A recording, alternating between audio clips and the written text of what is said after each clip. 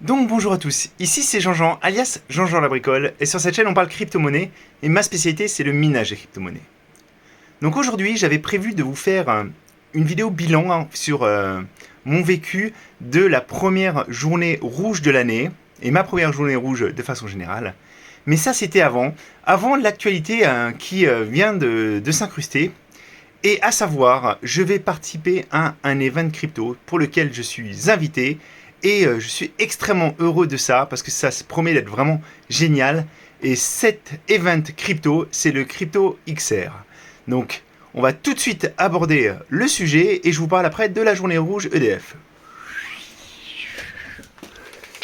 Alors, encore une fois, je tenais à remercier déjà Metis Mining, Max et Charlie qui sont derrière l'organisation de cet event qui s'annonce vraiment exceptionnel.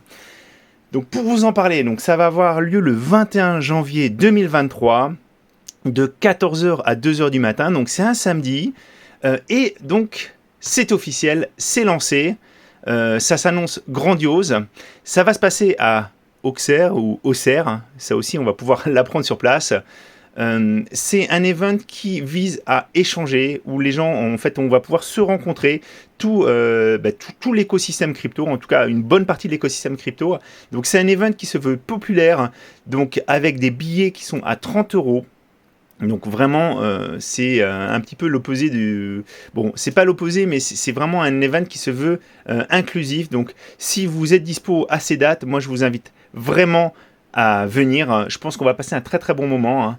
Donc c'est mon premier gros event crypto où je vais me rendre. Et il y a vraiment des beaux noms. Donc il y aura Monsieur TK notamment, Faustine Fleury qui sera présente, Alex Sabon de Revo Avocat, le journal du coin, plein de beaux mondes. Mon confrère Fabrice Cru de Raptorum aussi sera présent et j'espère pouvoir voir pas mal de monde. Donc si vous cherchez, vous verrez aussi ma petite trombine. Hein. Ce sera l'occasion aussi pour moi de montrer mon visage. J'ai vraiment impatience d'y être.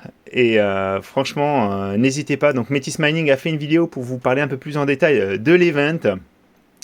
Et vraiment, je serais ravi de pouvoir échanger un peu avec chacun d'entre vous. Voilà. 21 janvier 2023, The Place to Be à Auxerre ou Auxerre. Voilà. Donc maintenant que je vous ai parlé de ça, et vraiment je suis hyper heureux de faire partie des participants, hein, je voulais vous parler de ma première journée rouge EDF.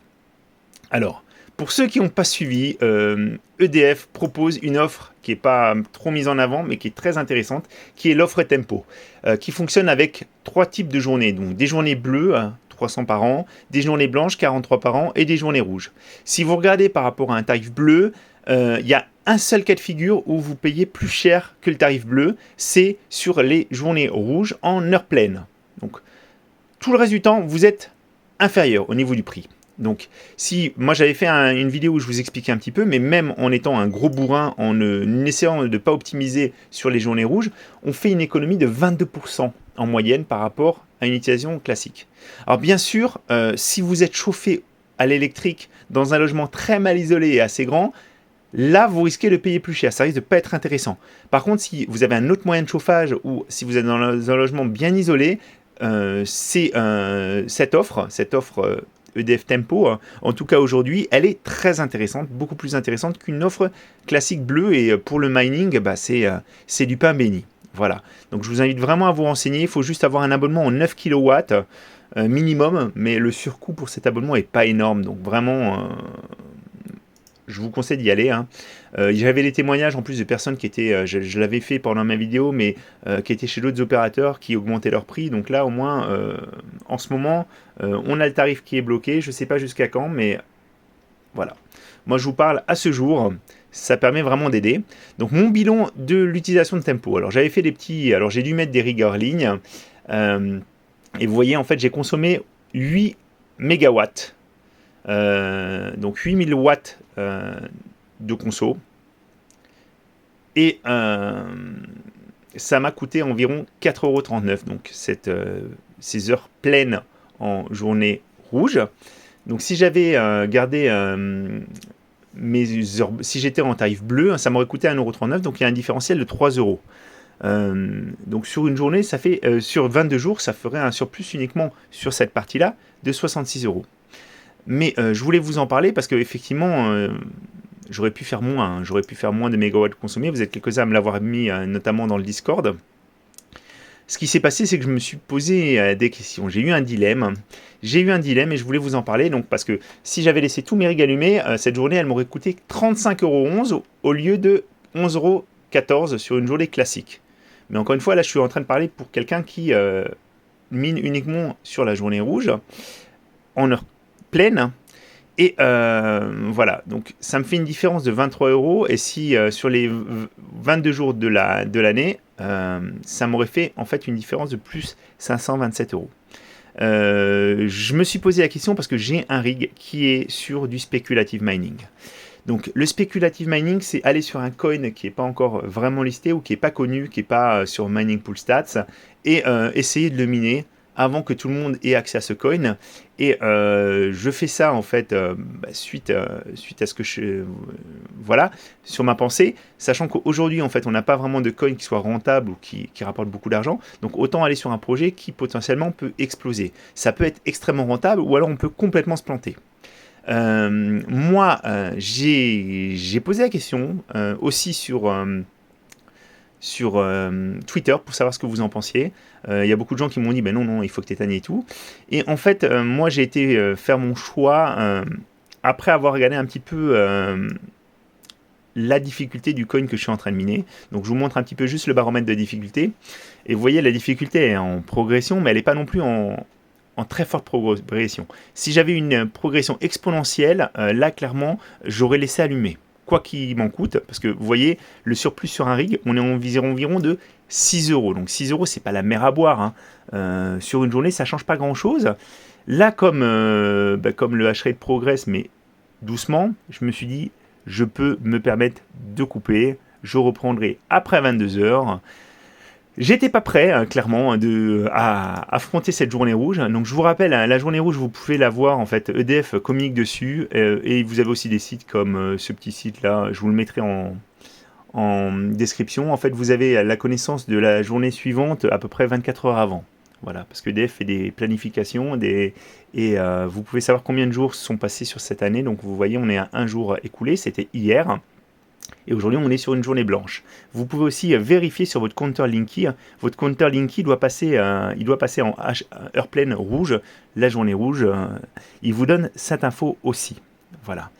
Je me suis vraiment posé la question, qu'est-ce que je fais? Parce que, voilà, c'était compliqué de prendre une décision et je ne m'étais pas préparé. Donc, par exemple, vous voyez, j'avais un lave-vaisselle qui devait être lancé, je ne l'ai pas lancé. Le lave-linge, je l'ai décalé au soir. Et j'ai commandé à manger pour éviter de cuisiner. Donc ça, je pense que c'est un peu extrême parce que ça m'aurait pas coûté aussi cher. Mais vous voyez, sur une journée rouge heure pleine, c'est pas la journée où vous allez faire mijoter quelque chose pendant des heures et des heures. Voilà. Ou si vous faites à manger, ça vous coûte pas non plus énormément parce que vous voyez, même avec mon rig allumé, ça fait que 6 euros. Donc voilà. Mais autant jouer un petit peu le jeu, c'est aussi ça qui me tiraillait, parce que je me suis dit, bon, s'il y a ces journées rouges, s'il y a cet off-tempo, c'est aussi pour qu'on diminue notre consommation, donc autant jouer le jeu pour la collectivité. Voilà. Et pour que EDF n'ait pas acheté trop de kilowatts à l'étranger. Je voulais aussi vous reparler de ça, parce que le speculative mining, donc je le fais, c'est suite tout simplement aux vidéos que fait mon confrère Makertronic. Donc moi vraiment, je vous invite à aller voir sa chaîne. Il a un onglet de souscription, donc c'est pour les abonnés. Donc les abonnés, c'est des gens qui vont payer, les souscripteurs plutôt, et qui vont avoir accès à des vidéos en avant-première. Makertronic, c'est sa façon de pouvoir continuer à partager sans qu'il y ait un déferlement de hash rate sur les coins où il va, parce qu'il fait un travail exceptionnel de vulgarisation et de recherche en amont aussi, parce qu'il va contacter les différents projets, vérifier si ça tient à peu près la route. Je ne veux pas vous dire qu'il est en train de faire que chaque fois, ça a des projets qui vont monter. Il peut aussi mal interpréter des choses ou se faire avoir par les devs, mais il fait un travail exceptionnel clairement, moi j'ai aussi un petit onglet souscription, mais je ne me sens pas capable aujourd'hui de vous fournir du contenu, de diguer les projets de la façon dont il fait. Il m'a appris plein de choses, donc je voulais vraiment aussi le remercier. C'est quelqu'un de très sympa et de très accessible en plus. Je vais vous montrer juste, donc vous voyez, là je suis sur mon rig qui est juste à côté, que je vous ai montré. Il est en train de miner. Mais si vous regardez bien, il y a écrit que j'ai pas de feuille de route. Donc il m'a appris à voir comment est-ce qu'on pouvait lancer un mineur qui est même pas présent sur iOS, lancer le mining. D'ailleurs, il y a des choses qui restent encore un peu mystérieuses, mais c'est génial. Je suis hyper content qu'il m'ait montré ça. Donc le rig est en train de miner un coin en speculative mining. Vous ne voyez pas quel coin c'est. Vous n'avez même pas les infos dans iOS. C'est beau. C'est beau et je suis hyper heureux qu'il continue à faire ça, donc merci à lui, c'est un travail qui est vraiment exceptionnel, voilà. Donc n'hésitez pas à le suivre, à vous abonner et à essayer des nouvelles choses, parce que vraiment j'ai appris des trucs, c'est rigolo, c'est comme tout en plus de faire ce mining, d'apprendre des choses continuellement, voilà.